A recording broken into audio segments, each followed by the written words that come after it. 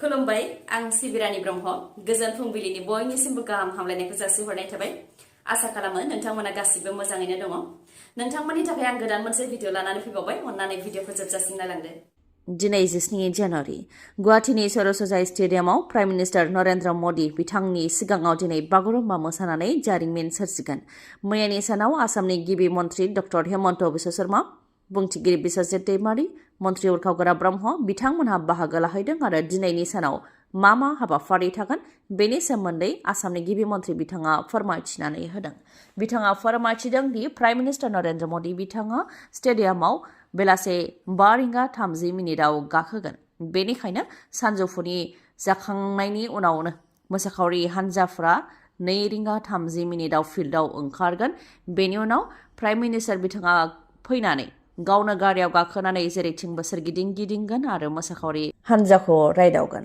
बेनि उनाव मोनसे फिसा मिटिं थागोन जेराव कालचारेल मिनिस्टार BTCनि चिफ आसामनि CM prime minister Narendra Modi बिथांमोन थागोन बिथांमोननि भाषण जोबनाय लोगो लोगोनो पारफरमेन्सआ जागोन बेनि उनाव रंजानो थाखाय लेजार श' थागोन बेनि उनावनो प्राइम मिनिस्टार नरेन्द्र मदिखौ बिदाय होगोन आरो बिथांखौ बिदाय होखांनायनि उनाव जोबथायाव फायार क्रेकार्स गावगोन बागुरुम्बा मोसाखावरि हान्जा दामग्रा देग्रा आरो मेथाइ रोजाबग्रा बिथांमोननो स्किल सार्टिफिकेट आरो पारफरमेन्स सार्टिफिकेट होनाय जागोन होननानै फोरमायथिदों आसामनि गिबि मन्त्रि डक्टर हेमन्त बिश्व शर्मा बिथाङा लोगोसेनो पारफरमेन्स खालामग्रा बिथांमोननो 25,000 राङै होगोन बेनि अनगायैबो एक्सपार्ट कमिटिनि 25 आरो 12 करिय'ग्राफार बिथांमोननो 50,000 राङै होनाय जागोन होननानै फोरमायथिदों बागुरुम्बानि बे दोहौआव नेपालनिफ्राय 29 नागालेण्डनिफ्राय 25 आरो सोनाब बंगनिफ्राय 27 मोसाखावरि बिथांमोनहाबो फैनानै बेयाव बाहागो लाफैदों होननानै फोरमायथियो गिबि मन्त्रि बिथाङा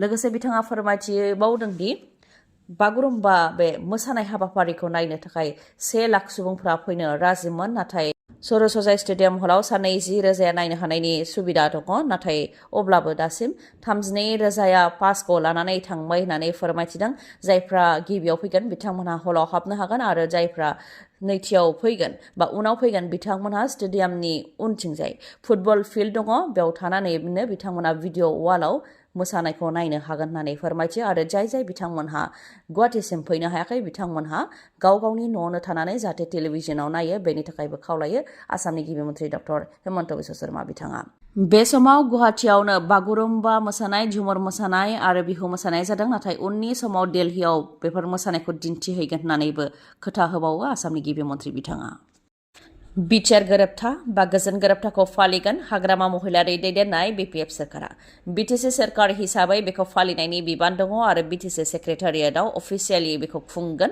बे खोथाखौ फोरमायथिदों हाग्रामा महिलारिया फोरमायथिनो गोनांदि बाक्सा जिल्लानि बरमा खारुवाजानाव BPFनि CWC मिटिं जादोंमोन जेराव हाग्रामा महिलारिनिफ्राय लानानै गोबां दैदेनगिरिफ्रानो बेयाव बाहागो लादों लोगोसे मावथिफ्राबो बेयाव बाहागो लादों बे हाबाफारियाव बाहागो लानानै हाग्रामा महिलारिया 27 जानुवारियाव बिटिआर गोजोन गोरोबथाखौ BTC सेक्रेटारियेटआव अफिसियेलि खुंनाय जागोन होननानै फोरमायथिदों लोगोसेनो बेयाव बाहागो लानानै गोबां खोथाफोरबो फोरमायथिदों हाग्रामा महिलारिया प्रमद बर'नि सायावबो माखासे राजखान्थियारि बिबुंथि होयो बिथाङा प्रमद बर'नि सानाव लाबोनो हायै रां आरो प्रमद बर'आ जानानै फोजोबनो हायै रांजों जों खामानिखौ मावगासिनो दं होननानै फोरमायथियो हाग्रामा महिलारिया बेनि अनगायैबो फोरमायथिबावदों दि BTCनि बायजोनि केन्डिडेटखौ फैबाय थानाय बिसायख'थियाव बिजाथि होनाय जानाय नङा बिजाथिया BTCनि जानो नांगोन BPF दोला मोनबेसे मासियाव गेलेगोन बेखौ 10 फेब्रुवारि CWC मिटिंआव मोजाङै सावरायनानै थांखिखौ लानाय जागोन होननानै फोरमायथियो आरो BPFआ गोबां मासियाव गेलेनो नाजागोन बा गेलेनो थाखाय बिगोन होननानैबो फोरमायथियो हाग्रामा महिलारिया बेफोरनि अनगायैबो थांनाय BTC बिसायख'थियाव होनाय रादायफोर जेरै सेल्फ हेल्प ग्रुपनो गावसुंथा होनाय हानि पाट्टा होनाय लाइमोन सेंग्रा सिख्लाफोरनो राङारि अनसुंथाइ होनाय बायदि रादाय होनायफोरखौ फैगौ 10 फेब्रुवारिनिफ्राय जागायजेनगोन होननानै फोरमायथियो हाग्रामा महिलारिया थाखो 8आव फरायनाय अर्जुन ब्रह्म जाय बिथाङा नेशनेल लेभेलनि गोबां रेसलिं गेलेनायफोराव मेडेल देरहाबोनो हादों फिन आरोबाव बिथाङा सनानि मेडेल देरहानो हादों थांनाय 8 जानुवारिनिफ्राय 11 जानुवारि 2022आव गवायाव जानाय 13थि AITWPF नेशनेल चेम्पियनशिप्सआव बिथाङा बेल्ट रेसलिंआव सनानि मेडेल देरहासार जानो हादों बेनि अनगायैबो 7 जानुवारिनिफ्राय 12 जानुवारि 2022आव गवायाव जानाय 13थि AITWPF नेशनेल चेम्पियनशिप्स 2025-26आव बिथाङा MMA आव नैथि बा ब्रन्ज मेडेलखौ देरहासार जानो हादों। अर्जुन ब्रह्म बिथाङा बजेन्द्र ब्रह्म आरो कबिता ब्रह्मनि फिसाज्ला। बिथाङा क'क्राझार बागानसालि वार्ड नं 7 नि थागिबि। बिथाङा नेशनेल लेभेलाव देरहासार जानो हानायजों गासै BTCजों लोगोसे आसाम आरो जों बर' हारिनि गोग्गानायखौनो लाबोनो हादों। फैबाय थानाय समावबो बिथाङा जाहाथे आरोबाव गोजौ फारसे आवगायलांबाय थानो हायो बेनि थाखाय इसोरनिसिम आरज गाबनाय थाबाय। BTCआव टेट उथ्रिसारनाय बिजाथिफोरनि जि फिजिकेल भेरिफिकेशन बा डकुमेन्ट जि भेरिफिकेशन बेनि अक्ट'खौ फोसावनाय जादोंमोन। दा बेनि अक्ट'खौ फावसायनानै होफिननाय जाबाय। 17 जानुवारियाव अदेबानि दिनै जायनाखि बागुरुम्बा मोसानानै बुहुमनाङैनो जारिमिन सोरजिगोन बेनिखायनो फिजिकेल भेरिफिकेशननि अक्ट'खौबो फोसावनाय जाबाय। गोदानै अक्ट'खौ फोसावदों। गोदान अक्ट'आ जाहैबाय जानुवारि 21, 22, 24 आरो 25। बे गासै सानब्रैयाव फिजिकेल भेरिफिकेशना जागोन। जायनाखि रोजा रोजा मोसाखावरिफोर दामग्रा देग्रा आरो मेथाइ रोजाबग्रा बिथांमोनहा बे समाव बागुरुम्बा मोसानानै बुहुमावनो जारिमिन सोरजिनो थाखाय गुवाहाटीआव दंहैयो। बिथांमोनहा बागुरुम्बा मोसानानै बुहुमाव जि जारिमिन सोरजिनो थांखि लादों बेनि अनगायैबो गोलाव बोसोर फरायबोनानै टेट उथ्रिसारनानै साख्रि लानायनि जि सिमां बेबो बिथांमोननिनो मोनसे थांखि। बेनिखायनो जाहाथे बिथांमोननि थांखिया फेलें जानो गोनां जाया बेनिखायनो फिजिकेल भेरिफिकेशन खालामनायनि जि अक्ट' बे अक्ट'खौ फावसायनानै होनाय जाबाय आरो गोदान अक्ट' फोसावफिननाय जाबाय होननानै फोरमायथियो। जानुवारि 21, 22, 24 आरो 25 बे सानब्रैयाव फिजिकेल भेरिफिकेशना जागोन। जेबो रां लायालासे मेरिट बेसिसआव जागोन होननानै फोरमायथियो।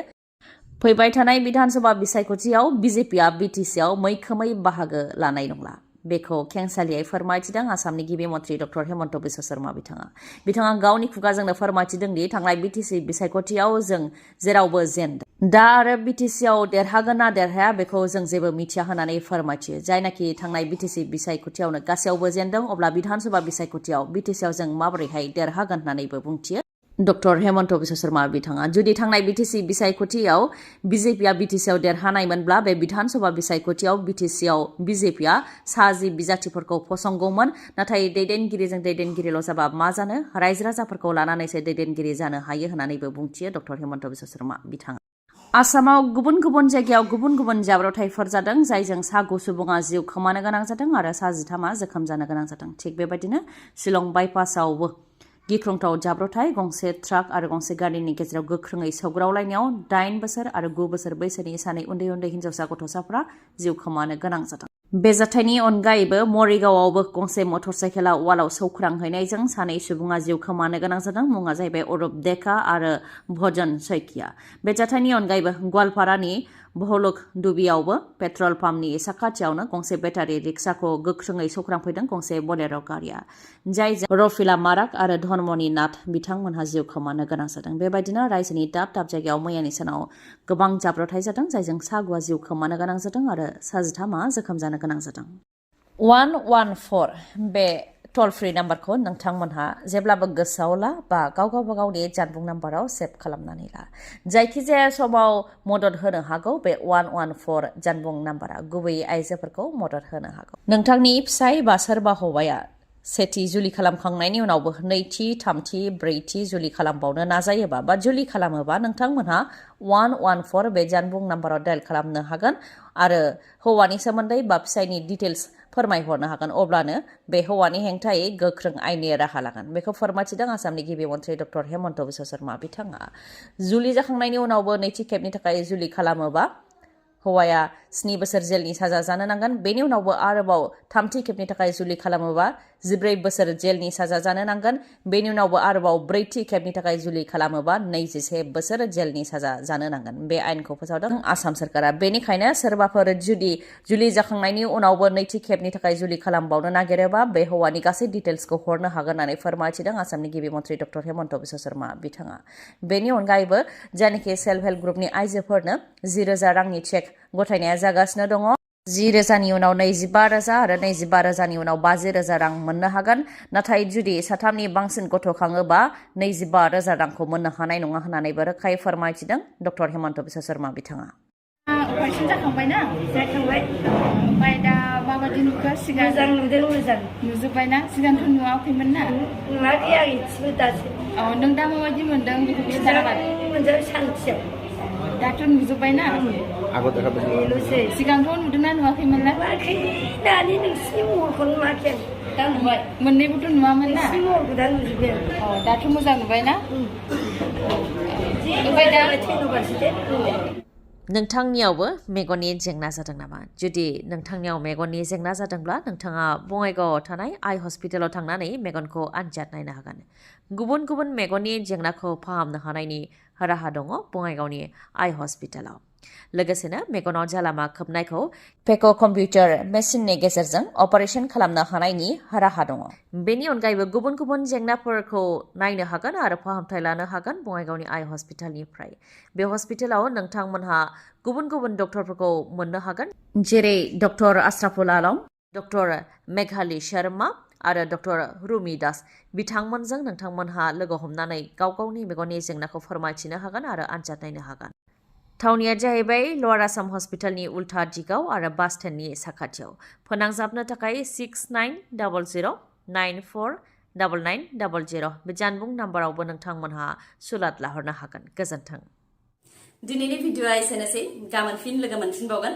नोंथाङा जुदि आंनि भिडिअखौ मोजां मोनदोंबा लाइक, कमेन्ट आरो शेयार खालामनो दाबाव। गोजोन्थों।